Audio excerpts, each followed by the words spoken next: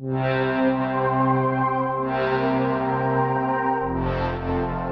up, Internet? You're tuned to episode 160 of Nintendo Noise, Slipscreen Games' weekly Nintendo podcast. I'm your host, Pete and Bessie, joined today by my very good friend and co-host, Mr. Ken Hicks. What it do? Long time no see. It's been about 4.5 months. Busy couple of months. Long story. Don't get me started. Well, it's good to have you back, my man. I am so happy to have you here to talk Pokemon, of all things, with me. As you know, we always love to talk Pokemon, you and I. Hey, listen. This Bulbasaur tattoo is not for show. Well, it literally is. It but that's is not for the point. show. It is literally for show. You know, and it's funny because I got a Ivysaur on my thigh, right? Obviously, everyone knows I'm a Squirtle guy, but, I wanted a flower, in that traditional American tattoo style, right? So I literally started buying shorter shorts to show it off. So it is for show, Yo, you're right.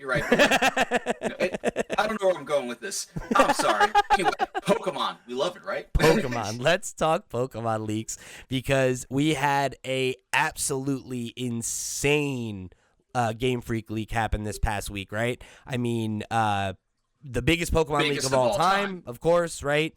Arguably, I would say probably one of the bigger leaks of all time, considering, how secretive Pokemon and Nintendo generally are, right? To have this much of a look behind the curtain for everything from canceled games to prototypes to, Pokemon that never made it, all that kind of stuff. The full source code for a bunch of the games, all that stuff. An absolutely wild amount of new information. And even as we're recording this, right, it's been days and we're only halfway through, like over a terabyte of encrypted files, right, including full beta builds. It's kind of nutty, actually. And, I just want to take this moment to, acknowledge that this wasn't, an internal leak. It was a phishing hack. We do not condone phishing hacks, right? But just because of the monumental amount of content from games going all the way back to Ruby to Sapphire to now, unreleased, backstories and logic and lore that we would have never found out had this leak not happened. We kind of have to talk about it, but we also want to acknowledge the privacy of the employees that were also in this leak. Right, yeah. Of course, it's, I think as much as we always, we the community, right, get excited when we get access to information that we're not supposed to have. That's obviously always exciting. But yeah, we never want to forget the human cost of that stuff, right? Which is, really, I know you pointed something out to me that I didn't know, which I thought was good information, good to hear anyway, which was that the personal information that has leaked about the employees, it's not as severe as it was in the Insomniac situation, where folks' passports and stuff were getting leaked, and really addresses. Really personal information that could be used to steal your identity, right? Whereas from what it seems like right now, as of this reporting, it's mostly just work emails and full names, which is, again, obviously, not good, but you don't have to worry about someone showing up at your house and being mad that they cut out your Pokemon from the latest game. You know what I mean? But then again, I don't know how that works in Japan. Japan takes their privacy laws incredibly seriously, as they should. Yeah, absolutely. We're too lax with it. So comparison. Not to minimize that impact, but just to say that, if you've heard that and you're concerned about those affected, the silver lining of this objectively negative thing that's happened to them is that at least it was not a more serious amount of personal information, right? So yeah, hopefully that's the end of it, and that the rest of what ends up being uncovered is just, game material and not anything that's going to lead to somebody's, credit getting messed up or their identity being stolen or whatever. And also the other big thing the biggest difference between this and the Insomniac leak, the guy who got this information, the main hacker, He says that he has a playable build of the next Pokemon Legends game. Uh, and he even has information on the next mainline Pokemon Yeah, game, Gen like 10. Generation 10. But he did say that he's not going to release that information to the public. Whereas with the Insomniac leak, they put like the full beta, like alpha build of the Wolverine demo up there for people to play and see and judge. So in terms of like future marketing and it like ruining the It's not, again, right? It's success, something that's it's not as going to bad. materially hurt people, which is, I think, again, right? Like not to condone physing, but like I'm glad that, you know, if this is what was going to happen, at least that is the attitude of the person who did it, right? Because that is something that could materially hurt people, and like you said, like Something even you could sell and make bank and also get sued to high hell. But right, yeah, and I think even just like in a simpler way, right, is just like messing up marketing beats, which is like, you know, I think there are a lot of people who would be like, who cares, right? Like, you know, kind of cynically, like, you know, it's just you're messing up somebody's marketing beat that's not really hurting anybody, but like it it can, really it is. does, you know, It people can put a lot completely of trash time it. and effort and money into like creating moments, right, and having that spoiled.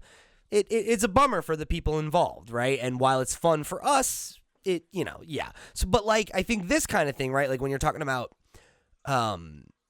source code and like old stuff that is at this point, And concept art from 15 years ago that we've never would have seen. You yeah, know, it's that has more, you know, historical interest than it does like materially like impacting them in a way that's really serious. Like us seeing an unused Pokemon design doesn't hurt Pokemon in any way, whereas like, you know, revealing bits of the game before its time obviously would be. So yeah, unless they planned on using some of those old designs in newer games, which there have been times that Pokemon's been designed for one generation just for it to pop up a generation or two later. yeah, But but in the grand scheme of things, it's not as bad. Like, not for nothing, and we'll get into this a little bit later. The alternative starter to Mudkip, if they brought that back as an actual new starter for like a future game, I wouldn't be mad. That little fella's cute. I would not replace Mudkip with them, unlike some of you fake fans, but I digress.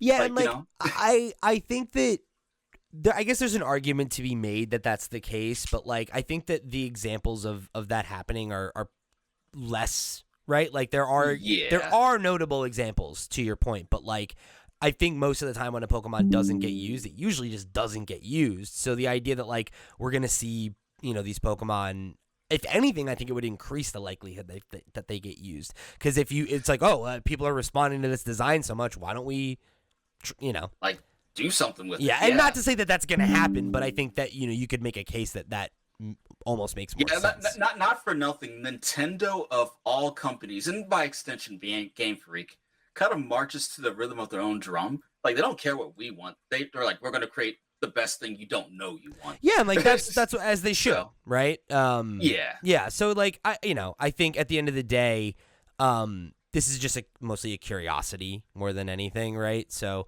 that all said, And a peek behind the hood. right? Like the logic that goes into their decision making. Like there are some things in this league that we literally just do not have time to get into, like detailed transcriptions of Pokemon executive meetings deciding what to do with the different games and the logic behind it and how Yeah, they came to that conclusion and that's the thing. and how they This actually.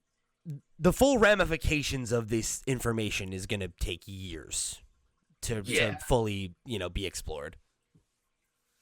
But but for right now, we can kind of chip into it. Like, once again, my heart goes out to the employees. Hopefully, this doesn't bite you too much in the near future. But I think a good place to start, since we're talking about Mudkips here, let's talk about some of the cut content and concept art. Yeah. A lot of it is just slightly tweaked versions of the Pokemon we already got. There are a few. I'm not gonna lie. Most of the unused Pokemon are kind of meh to me. I'm not sure if there's anyone that really stood out to you. I think that by and large, like you can look at them and understand like why they didn't get used, right? Like there's some of them that are like, They just they're fine, right? Or they have like maybe like a kind of a generic look or whatever. There was the one that I did think was cute was it's in black and white. If you go down to the Gen 3, it's Gen 5 beta stuff. It's the third subheading in the GigaLeak Bible document that we're referencing, which I would link to, but I am afraid if too many people link to it, it'll get taken down. So go hunt for it. We should not do that. You can find it. The Gen 5 beta stuff. All the discarded Pokemon. Oh, let me see. Which one are you talking about? There's a little guy who's like a little like tadpole kind of guy who's like a little like light teal guy. I think he's cute. Are you talking about the one in the top left corner? That dude? No, he's in the middle. He's the middle, yeah. Yeah. Who kind of looks like a mixture of like Mew and something else. Yeah. I think he's a cute little guy. I always liked I liked the bear trick design where it's the bear on all fours too. Like there's some of those little tweaks that are like, I think, there were ideas that were maybe better. Like I liked the chubby I can't think of his name right now. The fire monkey in that trio. Oh, Infernape? No. No. It's different gen. It's Simisear, right? Oh, Simisear, yeah. Simisear, yeah. The like chonky Simisear I really like. Yeah, like so there's like some things like that where it's like, oh yeah, like this was a cool iteration. But even with like that, right? It's cool seeing like the original concept of those Pokemon. And it's like, do you long for what we didn't have, or are you happy with what we got? Because like the Simisear, that whole monkey, water, grass, fire combo was basically 3 of the same Pokemon, but like different typings and a different color scheme. Yeah, which is what why I do like that design better. Like, and I think that is one where I'm like, oh, like, and again, not that it's like the end of the world, but I'm like, oh, that might have been a better design choice because I think each of them would have a more unique identity if they were different sizes and shapes and not just like 3 of the same Pokemon. Yeah, no, I agree with that. Like me personally, like first and foremost, I love Mudkip. I would never trade him for this Pokemon, and I've talked about him before. But that cute little bunny with the little floaty, yeah, like I like that. I like Bring him a lot. Back. Like, and it's actually kind of cool. There's so much concept art of them. They've made concept art of that bunny. They've made full evolution lines of that bunny. There's a couple Gen 3 sprite Pokemon that I think were really cool looking that we didn't end up getting. Like you said, I think a lot of them, you look at them and like there's a reason they weren't used and like, whatever. But like there's like a white and red dog in the one lineup that I thought had a pretty interesting look. Yeah, I don't know. I think there's definitely some cool ideas here that like they never quite got around to. There's like speaking the one that's like I think this is a design that was from the OOG set that never got used, but they redesigned it again in Gen 3 as Ape, which is like the monkey with the boxing gloves. I like that design. Like I think that would be a cool one to finally see come around, considering it seems like an idea they've been kicking around for forever. Yeah, and like speaking of like unused Pokemon designs, some of them are just like little sprite art, pixel arts of like beta versus what we've seen, but some of them are hand-drawn, gorgeous concept yeah, like full art. drawings. Yeah, and some of them have kind of almost like a horror, like gothic feel to them. Like Macross concept art is something out of nightmares. Yeah, like, what was the one that you sent me? That was So I sent you the Metagross leak, right? And for everyone watching this, I'm sorry, you're gonna have to Google this. If we show even we one can't image, show it to you. Nintendo will come after us. And with that in mind, we probably won't stay on this particular topic for terribly long, just so it's like not visually boring. But like the Metagross concept art is crazy cool. Like it has like it looks like a face hugger from Alien. Like it's like a scorpion kind of like monster. It's very freaky looking. Like you can see the connective tissue between it and Metagross, but it looks really, really different. And the other one was Cacturn. That one actually just looks the same. Like Cacturn looks like the type of drawing that like when you see those like Oh, like edgy Pokemon realistic yeah, drawings. that like you used to see on like DeviantArt or like Tumblr or whatever, and it's like, look at this realistic, scary Pokemon. It just looks like that, right? Like it looks like Cacturn, but it is But scary. exactly. But the cool thing to me is that when people are trying to come up with new Pokemon at Game Freak, some of them, obviously not all of them, go into it with that dark, crazy mentality, Yeah. and then they tone it down. So like, Yeah, it's like you like bring it into the house style. yeah. And so like little things like that is fascinating to me in terms of the concept art that they released. There were a couple other Pokemon I did want to shout out in the Gen 3 section. If you look at like the sprites they have for the Gen 3 sheet, there's like a squid Pokemon in like the second row that I think is a really cool design. It's like a very like just like triangular like classic squid look, which like there's not really like we have Pokemon that are like squids, right? But not that has like that kind of like, almost like kaiju-y kind of look, Yeah. And then not that this design is particularly inspired, there's a peacock Pokemon, which I thought that's pretty cool. Didn't we get a peacock Pokemon eventually? I feel like there should be one. We got a flamingo Pokemon. We must have gotten a peacock. I don't know that I can't think of it, and that doesn't mean that there isn't one because it gets hazy sometimes with how many there are now. But one's not coming to mind. And there's like a rubber chicken looking Pokemon, which I also think is a absolutely hilarious design. Yo, I love that. I love that. He's so funny. He's just like got like the little legs and like little tiny feet. Like it's very adorable. Yeah, and also Beta Torchic, like a little. He looks only slightly different, but just like a little bit more derpy. Yeah. I love it. Trico, they just got down from the beginning. It's like he looks exactly the same. Trico, they just like changed the shade of the color of his eyes a little bit, but he had that drip since day one. It's really hard to improve upon perfection, Yeah, that's a really well designed line in general. So one fascinating thing and probably why we don't have a lot of leaks from the 3DS games forward, is that in the beta and test build of like XY going forward, when they kind of moved away from the sprites to the 3D models, when they were doing the testing, instead of having a sprite or like a beta 3D model, they would just have like a picture of the Pokemon, right? And that's just like kind of funny. like floating there kind of like awkwardly. So because of that, I don't think there's as many beta unused Pokemon information from those generations XY forward. Yeah. Pretty much from XY forward, there are a few descriptions, but not too many photos that have leaked. As of now, once again, they're about 50 to 60% through these leaks. So there's always a chance that more will come out. But pretty much XY going forward, the big thing that I found is that there was originally planned to be a Mega Jinx, which is kind of interesting. Like, let's do a Mega version of the Blackface Pokemon. Yeah, I think there's probably a reason that didn't happen, right? Where it's like, yeah, right. We like to like forget that Jinx is a Pokemon is probably the better move, right? Like, yeah, it's like there's a reason Jinx was only in like one episode out of like 1,500 at this point. And then they never ever aired it ever again because people were like, "What the fuck?" Yeah, no. The episode they never aired again was the Porygon episode. No, that one too though. It's the Jinx Christmas one. Like it only got aired like one time, I think, before they pulled it. Yeah, and also like the Porygon one, they never even showed Porygon 2 or Porygon Z in the show. Which is weird. You're so ashamed of what happened, you're never going to put them in the anime again.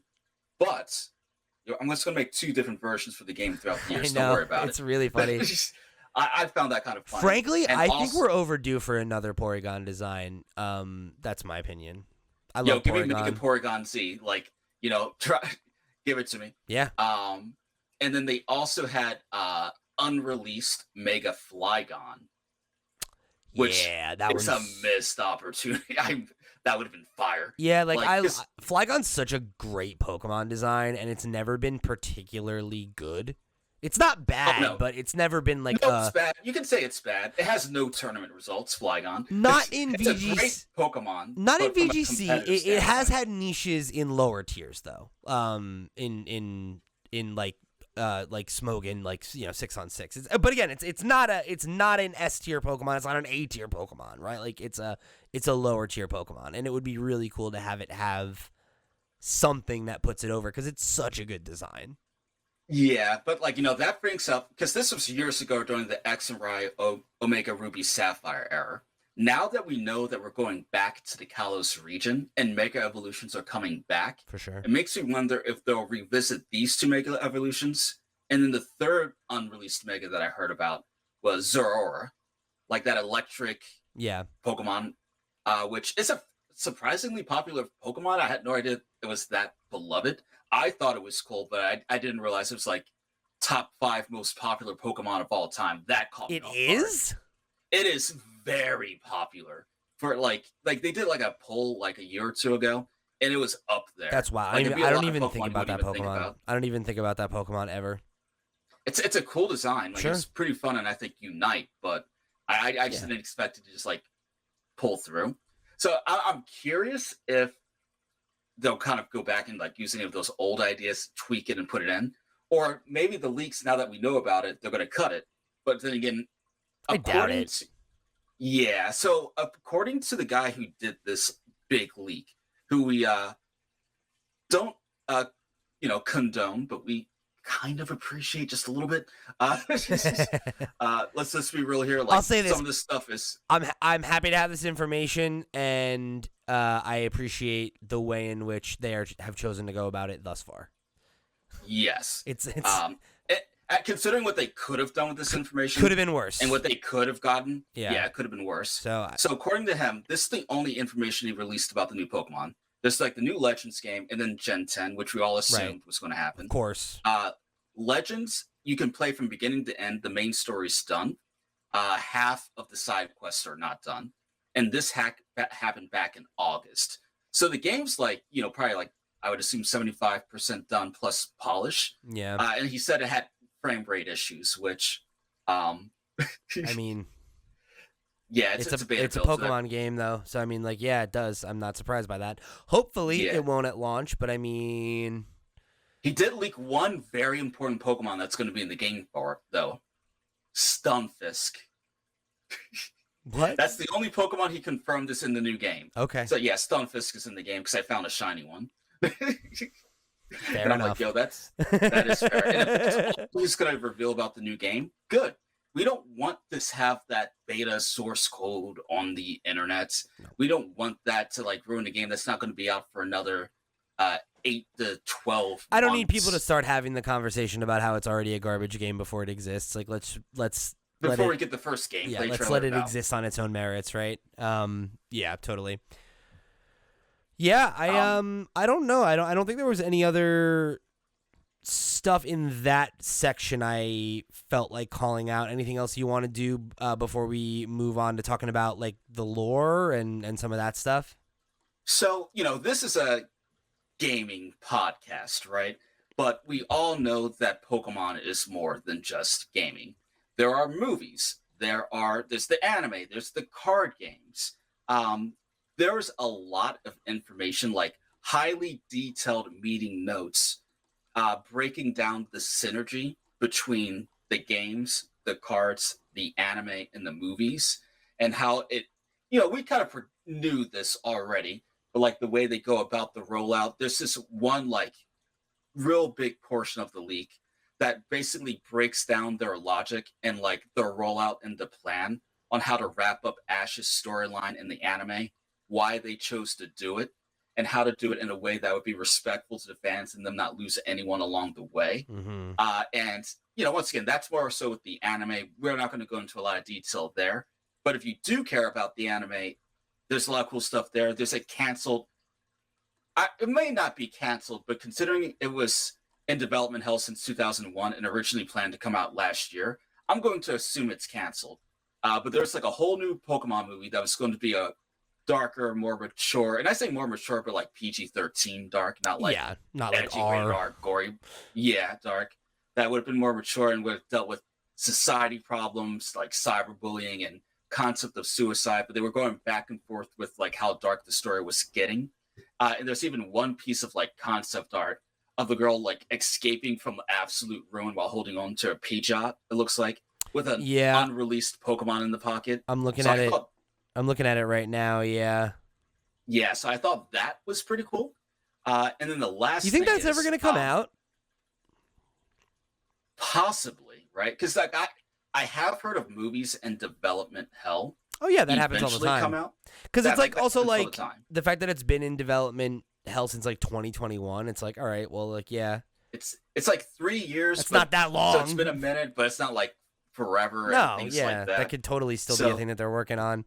It is like they had a interesting. director attached to it who worked on Detective Conan, some of those movies in the anime. So like, Yeah, the way that you it's know, being described here that I thought was interesting, it says it's being thought of as a reboot of the movie universe to reconnect with lapsed fans and to try to get a more adult audience to watch the film. Which, like, I mean, that's something we've been talking about for, forever, right? Is that, like, it's really weird that they don't think about trying to monetize that audience more.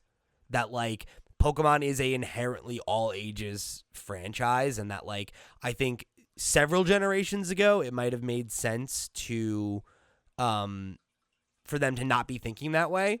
But it's like the fact that, like, the oldest generation of Pokemon fans, right, like, are they're in our entering 30s. and we're still interested and we're still buying stuff. It's like it's weird to not make more stuff that appeals to teenagers and adults, because there's so much there's a large swath of Pokemon fans in every demographic, and obviously it'll always be for kids first, and I think it should be. But Yeah, the idea of something that's like, oh yeah, like it's um exploring more adult themes within the universe, right, is like, I think, inherently something that just, like, it makes like sense. It's weird to and not it try to does. sell to those people. And it's like the most adult thing that Pokemon does for like people our age is just sell higher end, more expensive products that you would never get a kid. Like home But someone goods. like us, yeah, like I saw this one thing on the Pokemon Center website. It was like a gorgeous, like a beautiful Pokemon chess set, like with like individual, like really customized pieces. Like it was something that if I were to buy, I would put in the center of my living room on like the coffee table and have it on display. And it's like $300 or something like that, something like Right. relatively pricey, right? That's not something you're going to get your 8-year-old. But if you're a 30-year-old, you have the money, you have the budget, you want to decorate your house, you want something cool and nice. Like, that's how Pokemon is pandering to the adult audience by just giving us merchandise that we might like a $200 Bulbasaur watch, collaboration with Fossil, I think it was. Yeah, I did Um, think that the Pokemon Concierge was like a good, like, example of them, like, experimenting with something that was more adult oriented. Not that a child couldn't watch it, but, like, the character being like a, like, person who's like in their 20s, who's like doesn't have their life together and gets dumped and then takes a new job, is like, that's not a child story, right? Like, that they would relate to, but it's still child friendly because it's got because a it's cute Pokemon animal. and it's like cute animation. Yeah. And speaking of which, this is old news, but I am so excited for season 2. I am so glad that's getting a season 2. Yeah, it was a really, really good. It was a really good idea, and it was very well executed. And yeah, like, that's the kind of stuff you hope to see them do more of. And I think that this, like, if this movie ends up being real, I really hope it is, because I think that that's, like, exactly the kind of thing I would love to see them do with Pokemon, right? Is like differentiate the products a little bit more if you need to. If you're, like, against the idea of having, like, difficulty settings in Pokemon, which is the other thing I think they should obviously do, but they don't. Then yeah, like, Except for that one game, they had a hard mode. I think it was like Black and White too. yeah, where it would give you a survey, and it would be like, when did your adventure start? Like, what's the first Pokemon game you've played, and that kind of stuff. Like, it asked you a couple questions, I think, and then it would give you some adjustments. I think that's obviously something that should become bog standard, because it's a game that is being played by 8-year-olds and 38-year-olds.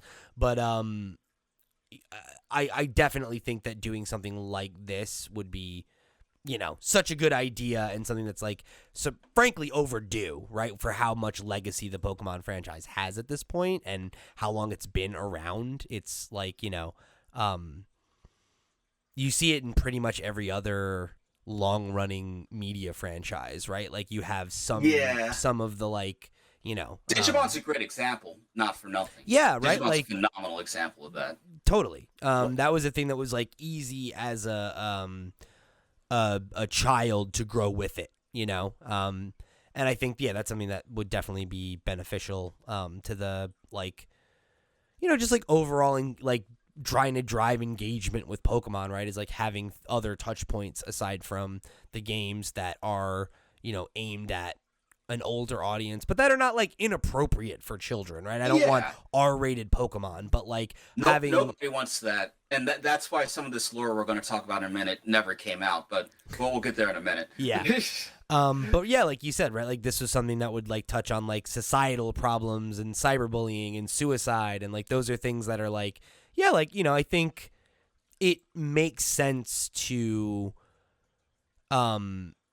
present other angles on the universe that are less rosy and less like, so child friendly, because like Pokemon wasn't always that way either, right? Like like even before this leak, if you read some of these Pokedex entries, it is, some of them are horrific. Like your mask specifically always gets me. Yeah. And there's always been that element to it, right? Like there's always been that side of the world. And like, I think that was something that Legends did a good job of experimenting with, of like, guys, Pokemon are really scary, right? Like that, like if you really think about it, like they're fucked up, and it's fucked up that they exist. And like I think, it's interesting. It's interesting to see them like have something that's finally, addressing those kinds of like market gaps that I feel like older fans like us have always like kind of been pointing to, of like, like why isn't there a Pokemon that has the same kind of like, level of like storytelling that you see in like Persona, which is like, that's. Well, I mean, honestly, like going through these leaks, I know exactly why. They literally do not have time. Without going into like specific games, 'cause I forget which game they came up with which idea, because like there's so much with the leaks, some of it blurs together a little bit in terms of generations. But there's this one generation where in the beginning they were experimenting with like dynamic camera angles when you toss the Pokemon into the field, and the Pokemon would like do little animations when you initially toss them out that would be unique. But like they just didn't have time to incorporate that with their tight, like, 2 to 3 year development cycle. Another thing was like dynamic music. The music would change depending on what's going on with the battle. Like if it hells or if your Pokemon starts to get low HP, the music would literally change. Which is a very cool concept that would just add an extra layer of immersion. But that takes time, right? And you can't just throw more money and more people at it, because you still need to have a central vision. It still needs to be overseen by one person, and you can't substitute time with money. And like there's some, and I'm sure even more stuff will come out, crazy cool ideas that the Pokemon company wanted to come up with that they just do not have time to do, because everything is like it's on a treadmill. It's a machine. It's a machine. Like, if the game gets delayed 6 months, that's a problem. Because during that 6 months, they have to come up with like another like 20 episodes of the anime to fill the time. I just don't understand. I think that argument is so fundamentally flawed, though. Like I understand, like as an outsider, it's easy to say that, but it's like the last season of the last couple seasons of the Pokemon anime, right? In that gap between Sun and Moon and Sword and Shield, they did a bunch of stuff where it was like Ash is going back to all the old regions, and it's like it's like there are 1,000 Pokemon. Like you could easily do 2, 3, 4 runs of cards and seasons of anime and not ever fucking touch Pokemon that you've done anything with. It's like you just talked about it. There's never been an episode about the Porygons after the original controversy. It's been like 20 years, right? Like you could easily do something with that, right? Like it's like there's just, and not that solves the problem. That's 2 or 3 episodes or 1 episode. But my point is that like you can tell a literally infinite number of stories in this universe that don't have to do with here's the next region with the next set of Pokemon. And it's so easy to sell new cards without making new Pokemon. The people who play the game are not sitting there being like, God, I can't wait for Gen 10 so I can play with the next set of Pokemon, right? Like, it's like, that's not a thing. Like, it literally is. We all get excited about new Pokemon. So I'm going to give you a little pushback there, right? I'm going to give you a little pushback. Okay. To a degree, you're wrong with that last part. Like, I can't wait for Gen 10 for things to get a little different. Like, with the Pokemon, I'm going to use the VGC, for example. Sure. They have, like, different regulations, and then every couple of years they have new Pokemon that can come in and out of the rotation based on the new games that come out. People kind of develop different strategies. And then they have like a limited format where you can maybe have like one legendary Pokemon or a restricted but you think the competitive because I was talking about Pokemon cards in that sense of the one thing bleeds into everything. Yeah, no doubt. But maybe do you really think that the Pokemon like competitive community would be like so upset about the idea that a format would last more than a year or two? It's like, I don't. Like, think about that. The issue is eventually a meta gets established, right? Yeah. And when that meta gets established, it's going to be kind of hard to break it until they introduce new stuff. The fact that there is a new game with new Pokemon and new DLC, and I think DLC is the best thing to happen. Yeah, because I mean, but that's what I'm saying. Like, look at the last game, right? Like, it's like that game came out 2 years ago now, right? Yeah, but there were 2 DLCs released since then.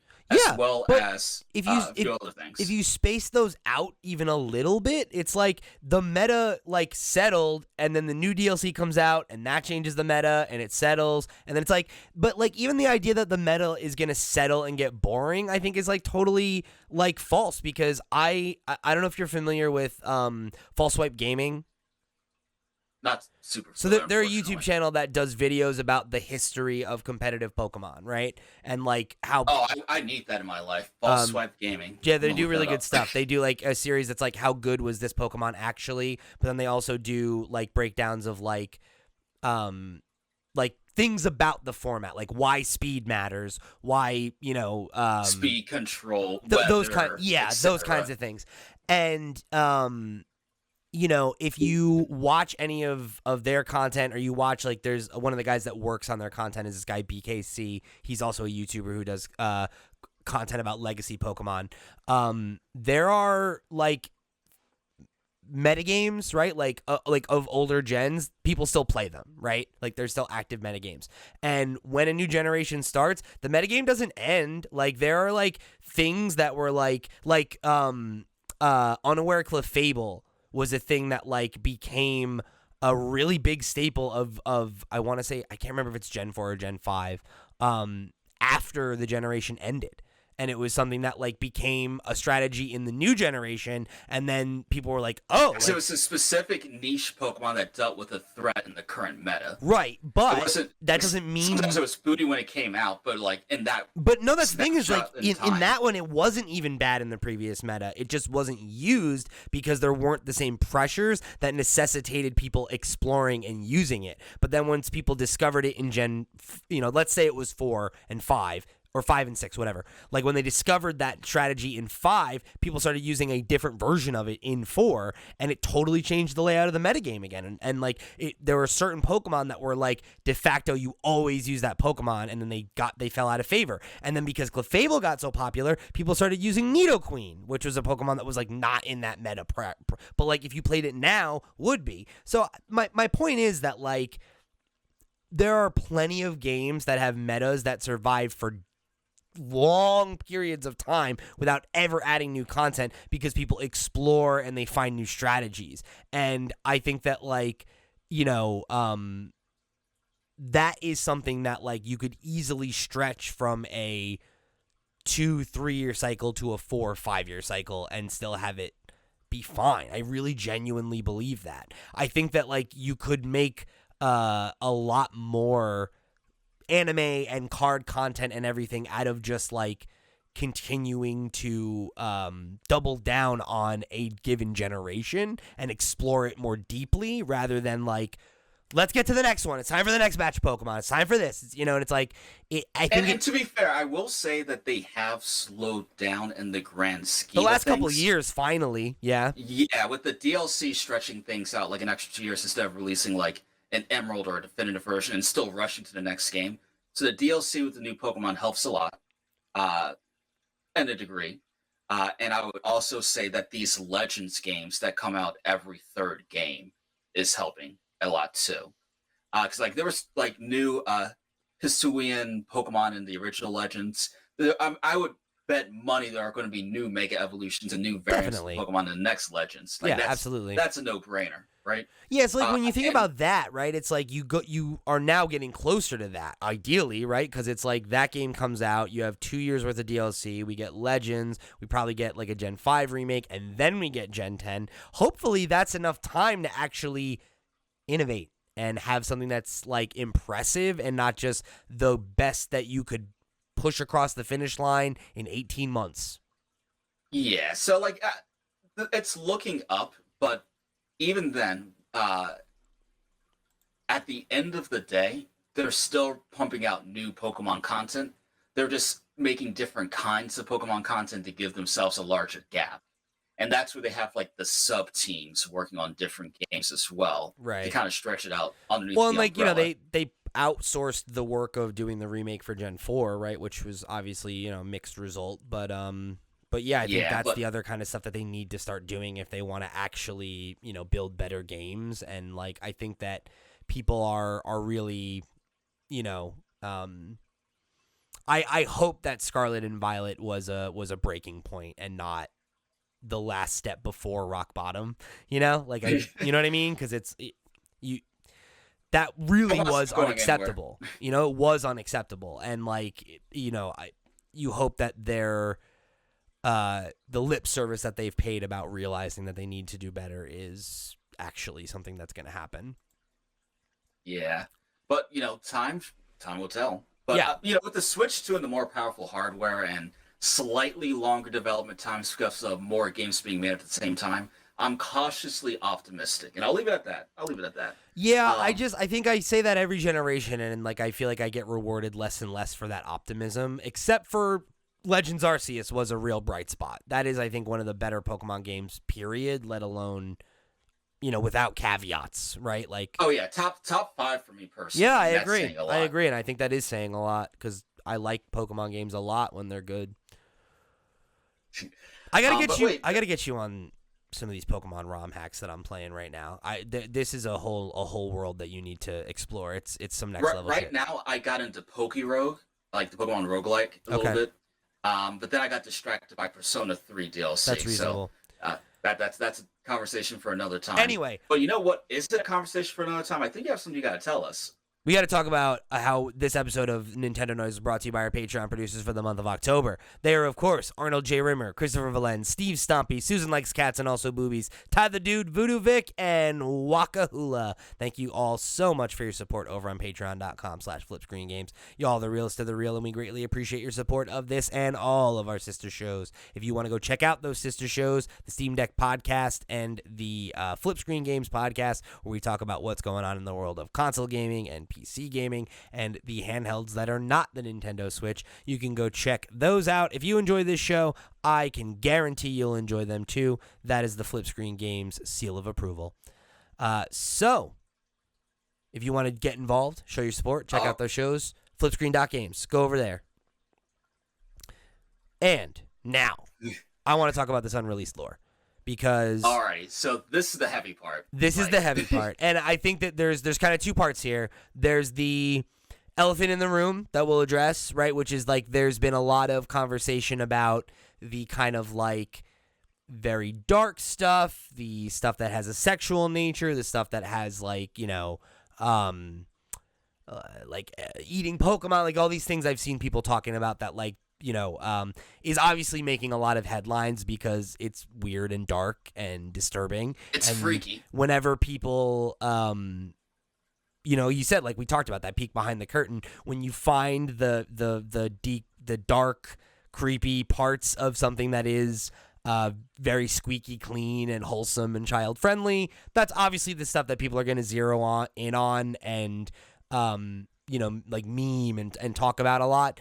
And we'll address that right at the top here, but after that, we're going to talk about the stuff that you and I both think is really the meat of it, with the most interesting stuff, which is the kind of creation myth of Pokemon. That is like the creation of the Pokemon universe found deep in the leak that does not seriously contradict with any lore that's been established in the years since this portion of the lore was written. It very much... Please, go ahead. Oh, which just leads me to believe it's like less of something that somebody wrote and then got vetoed, and more like something that they follow. It's like a guiding principle, yeah.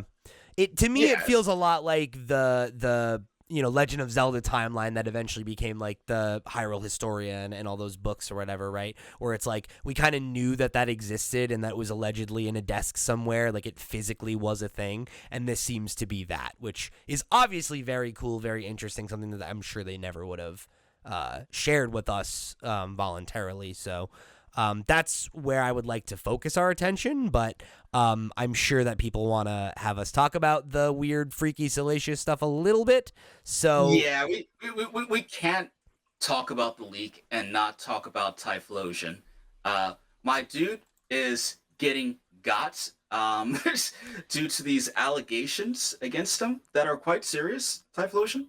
Yeah, if you're not familiar, right, like if you haven't kept up with everything that's going on, basically, there are a bunch of Pokemon like backstories or like Pokedex entries or kind of like lore, like explorations, right, that have come out, and Typhlosion is the one that's getting the most attention because it is like inspired by a type of like Japanese mythology where like, or just mythology in general. Sure, yeah, not unique to Japanese mythology, but yeah, where it's like this like magical creature that like kidnaps a young woman and like forces her to like be its bride basically, and like impregnates her with a Pokemon, and it's like that's obviously really fucked up and weird, right? Very.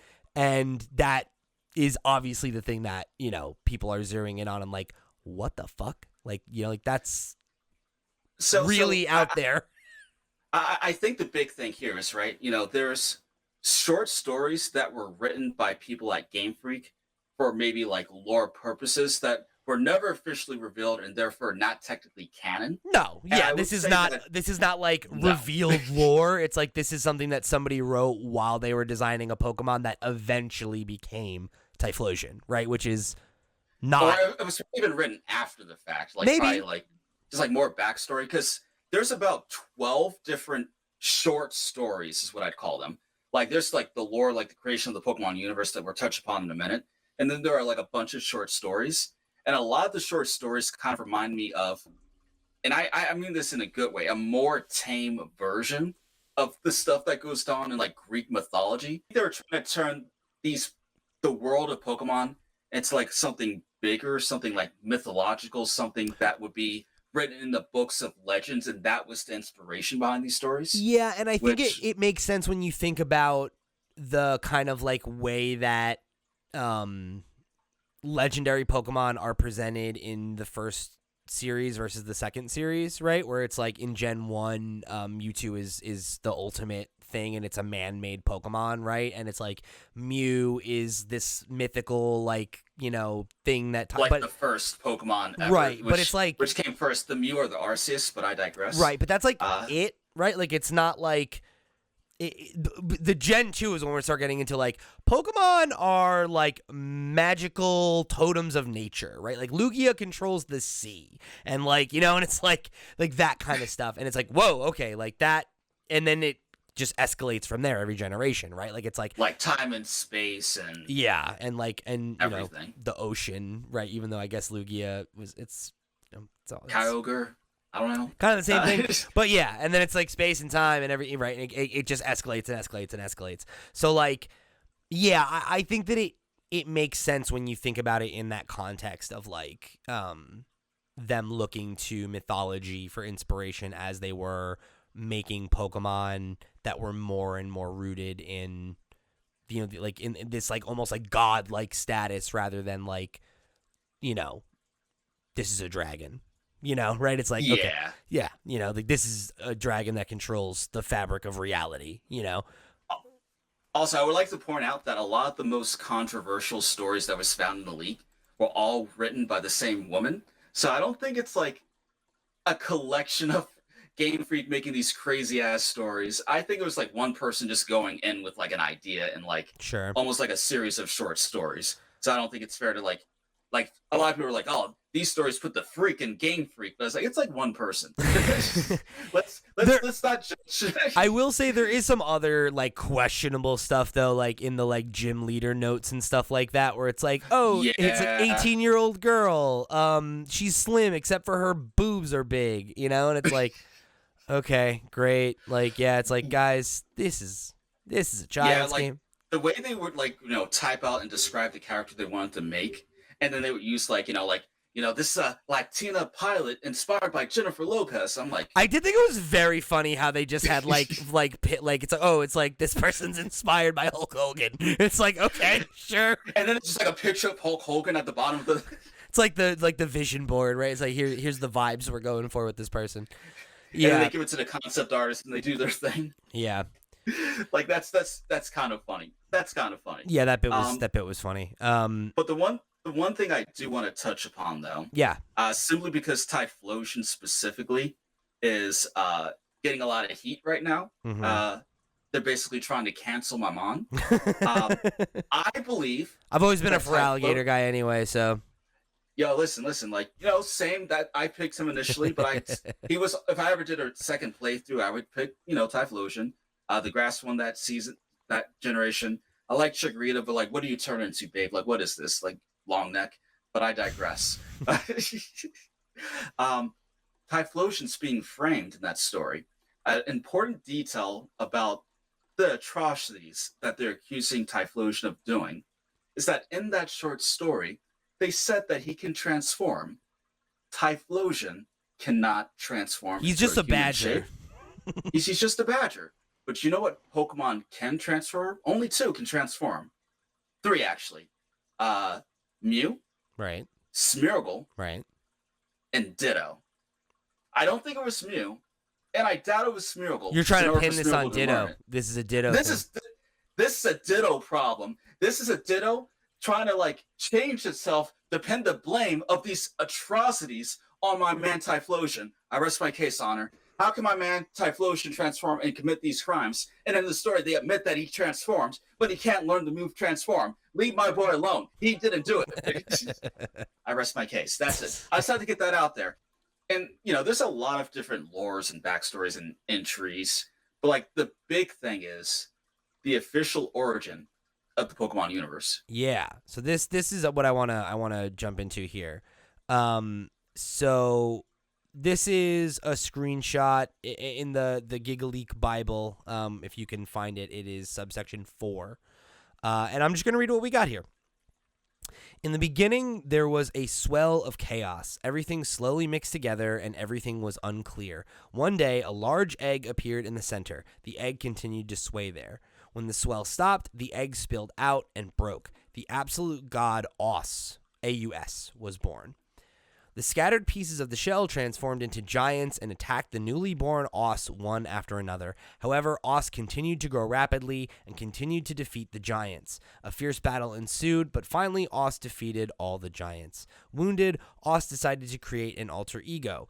As the left and right sides of Aus's body looked different, he decided to create 2 alter egos. Aus gathered the bodies of the giants he had defeated and poured his own blood into them. When the alter ego modeled after his left side was born, the area was filled with light. Aus named it Ea, the god of light. When the one who resembled his right side was born, time began to flow. Aus named him Ea, the god of time. It's the same name both times. I don't know how you want to read into that. Then it says, Aus commanded them to create a world of prosperity and abundance for their people, and they fell into a deep sleep. When La, okay, so maybe that's it. It's Ea and La. No, because this is EIA. Maybe it's EIA. I will say, I feel like this is also translated, so Right. So grain of salt. not one to one. Either way, salt, yeah. When Ea neighs loudly, there flooded the place with light. After Ea walked, the glow extended and gently illuminated the area. When Leah neighs loudly, time was released there. After Ea walked, everything began to move slowly. A vessel was created there to hold the world. Though the forms of Ea and Air were different, they loved each other and had 3 children. Rhea, the god of eyes, Aya, the god of hearts, and Hai, the god of voices, were born. When Re awoke, all things appeared. Colors and contours were born. When Aya wished, everything was felt there. A sense of calm spread. When Hai shouted, everything trembled there. A happy tone began to echo. Aya and Air gave the 3 the seed of life and commanded them to nurture it. As the 3 prayed in a circle, the seed of life sprouted. The sprout grew and grew, eventually becoming a giant tree of life. However, the tree of life, which never stopped growing, soon filled every nook and cranny, and no one was able to move. The 3 of them had no choice but to cut down the tree of life. Ray wrapped his body around the tree of life. I and Hai slammed their bodies into the tree of life. Soon the tree of life collapsed and shattered into 3 pieces. The 3 prayed again, lamenting the fact that the tree of life would decay away. Then 3 deities descended on the pieces of the tree of life. Lakuza, god of the sky, Gradon, god of the earth, and Kyogre, god of the ocean. So yeah, my dudes. There we know them. As the 3 deities nigh the shattered tree of life transformed into the sky, the earth, and the sea, respectively. Lakuza transformed into the main pillar that holds up the heavens. Its shadow, soaring through the sky, became the god who sustains the heavens, called Kaiju. The atmosphere enveloped the sky, and the stars twinkled. And then there is a large table. Like, what do you call it? Like a Venn diagram of like the... It's like it's more complicated hierarchy? than that, because it's a hierarchy. Almost like a family tree. Yeah, kind of. it's like family tree of like all the mythical Pokemon and like how they relate to one another and the different elements and everything, basically. So once again, we cannot show the photo here, but there's basically Arceus in the middle, and then like La and E, which would be Dialga and Palkia. Right, and and Aeus is Arceus. Aeus, yes. And then it's like a bigger triangle with like Asleaf, Mesprit, and Uxie. But on the edges of that is Kyogre, Rayquaza, and Groudon. And then there's like an outer circle that even have, and this is the fascinating part to me, Pokemon that we always considered pseudo legendaries, Yeah, but were never like officially called that in like by Nintendo or Game Freak. Like this Venn diagram has Dragonite, Tyranitar, Metagross, Gyarados on the same level as like Latios and Latias. And then on the far outer spectrum are Pokemon like Mew, Celebi, Jirachi, Deoxys, etc. yeah. So even though they say Mew is the first Pokemon in the first movie, this directly contradicts it and confirms Arceus is the OG. Like he's the egg. My interpretation of that is that our understanding of Mew as the first Pokemon is a misinterpretation by human beings, and that like I would imagine that Mew was the first Pokemon as we understand not like, you know what I mean? Like it's mythical because it is the like origin of the species. You know, it's like it's the first, you know, like that like classic like thing of like you show the evolution of man, like from the different, you know, from apes to Homo sapien, you know, like all you know what I mean? Yeah. With all the different like habilis and all the other guys in the middle. Like it's literally evolution is a core part of the gameplay. So Mew it's like could it's be like the origin of a lot of modern Pokemon. it's like the idea that Mew is the origin of all other common. It's the common ancestor of all Pokemon that are not mythical creatures that control the weather, you know, or whatever. Yeah, and I guess the only weird part is that it's like, why is Gyarados and Tyranitar on like the opposite end of Mew? Like, once again, I'm sorry we can't show the photo, guys. Google it. But yeah, well, they're not quite on that tier, right? Like they're one tier removed from that, which I think is interesting. Yeah, they're one tier before Mew.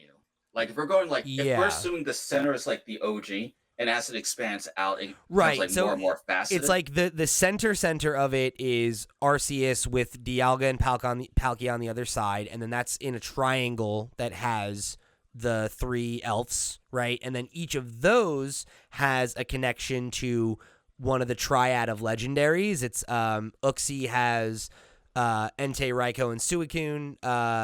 Azelf has Zapdos, Moltres, and Articuno, and Mesprit has Regice, Regirock, and Registeel. And then Regigigas is like in there somehow as well. You know who's suspiciously missing from this like Venn diagram though? What? Where's Giratina? That is interesting.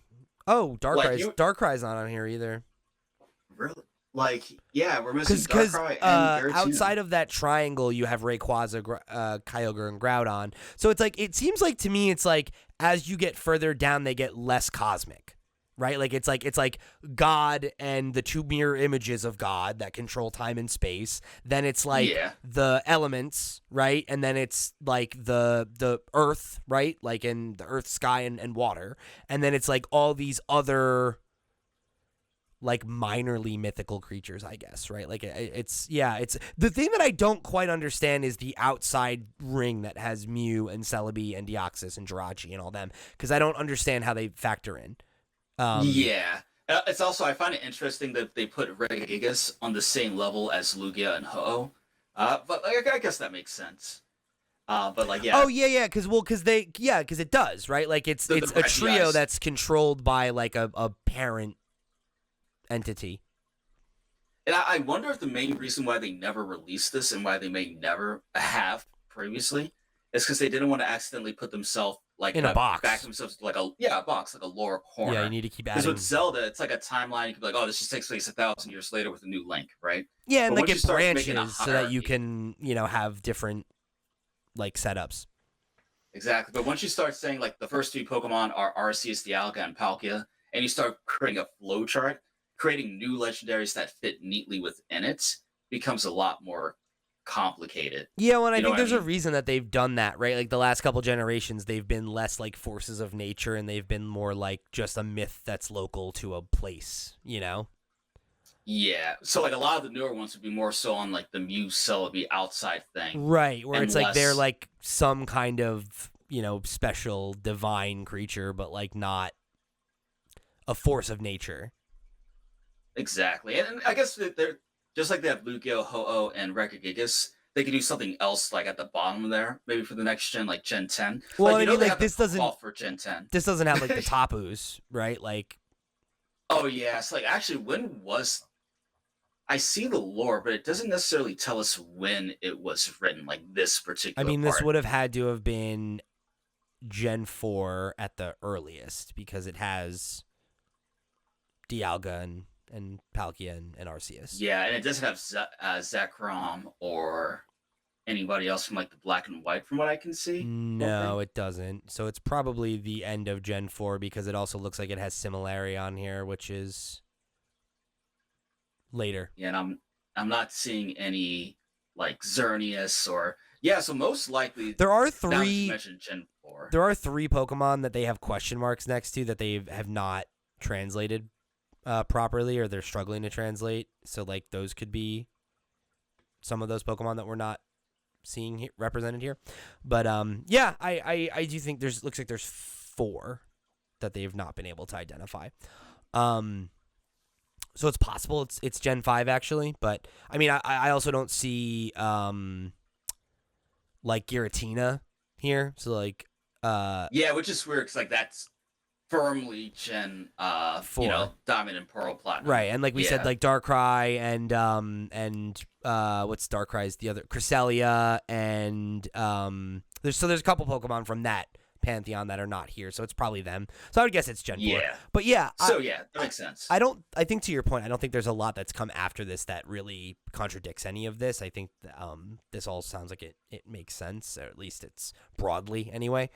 But yeah, it is. I'm very interested by that outer layer and like how, because like Celebi, I guess is also because it's like it has a connection to time. Yeah, Celebi is like time and space, right? But it's also But not though. Like it doesn't control time and space. It's just like the spirit of the it can go forest through time. that can go through Yeah. time. So it's like maybe that's I guess those are like they're like locally specific type. Like that's like the Jirachi and all those other ones. yeah. Well, and Like Jirachi even, the Wishmaker. yeah, and even some of the more recent legendaries, like the two dogs from Sword and Shield, are like yeah, they're just like they're legendary creatures, but they're not. They don't. Yeah, and it's like I think Pokemon just kind of went too big, too fast in the grand scheme of things. Yeah. Like you can't go bigger than God. Right. So like once they introduced Arceus, it's kind of like okay, we need to roll it back a little bit. Definitely. Yeah. But I do think I this digress. is extremely interesting stuff. Yeah, and it very cool to like be able to look at it and have kind of like some kind of definitive pantheon, right? Yeah, and who knows? Keep in mind, once again, they're about halfway through the leak, maybe about 60%. I don't think the back half of the leak is going to be as much information as the first half, assuming he keeps his word and doesn't actually release like the beta information for Legends and Gen 2. Assuming he doesn't do that, I don't think there's going to be as much in the back half. Just because of like the way the development kind of changed once they got into like the 3D era. But who knows? Maybe we'll find more interesting lore like this or an updated Venn diagram, which would be wild. Like we could have a part 2 this time next week if enough cool stuff comes out. Yeah, but, I think there's a very very good chance of that. Yeah, or like they announced the Nintendo Direct. Like you snap the fingers, it opens up. There's just a guy with like handcuffs and a like eye mask on. Like got him.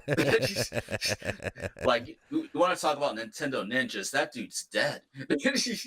Like he's not going to get a court sentence. He picked the most litigious point in their history to do this too. Pretty wild. Yeah, we'll see. Yeah. I mean, I'm sure there will be more to talk about next week for sure. So yeah, if you guys want to write in and let us know what you were most excited to buy, if there were anything that you'd like us to discuss that we missed this time around that we should touch on next week, make sure you hit us with that. Definitely interested to hear what you guys think and like what are the bits that you were most fascinated by. We didn't even get to talk about the non-Pokemon stuff, of which there was a good amount. So yeah, definitely go and check out the stuff for yourself. You can find it all over the place. It's all over Twitter. It's all over Reddit. If you haven't seen it, anything we talked about will be easy to track down. And yeah, definitely let us know what you think. And if you're interested, we'll tackle more of it next week if there's more to talk about. So make sure you get in touch all the ways that we talked about. Flipscreen.games, that's the website. Check out the sister shows. Write in for next week's show. Come and chat with folks in the Discord about what you saw that you were excited about. However you want to get involved, you can do that, all of it, and more over at Flipscreen.games. You'll find it over there. So, for the crew, I've been Pete. He's been Ken. We'll see you next week.